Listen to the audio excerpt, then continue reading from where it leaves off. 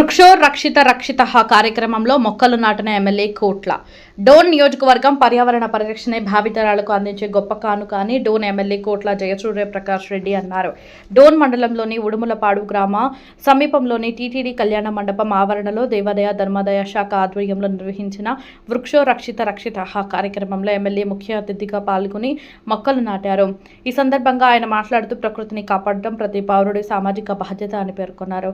పర్యావరణ సమతుల్యతను పరిరక్షించడంలో వృక్షాలు కీలక పాత్ర పోషిస్తాయని, నేడు నాటే ప్రతి మొక్క రేపటి తరాలకు జీవనాధారంగా అమూల్యమైన సంపదగా నిలుస్తుందని అన్నారు. వృక్షో రక్షిత రక్షిత అనే సందేశాన్ని ప్రతి ఒక్కరూ ఆచరణలో పెట్టాలని పిలుపునిచ్చిన ఎమ్మెల్యే మొక్కలు నాటడం మాత్రమే కాకుండా వాటిని సంరక్షించే బాధ్యతను కూడా స్వీకరించాలని సూచించారు. పచ్చదనం పెరిగితేనే పరిశుభ్రమైన వాతావరణం, ఆరోగ్యవంతమైన సమాజం, సుస్థిర అభివృద్ధి సాధ్యమవుతుందని తెలిపారు. పర్యావరణ పరిరక్షణ కోసం ప్రభుత్వం చేపడుతున్న హరిత కార్యక్రమాలకు ప్రజలు స్వచ్ఛందంగా సహకరించాలని కోరారు.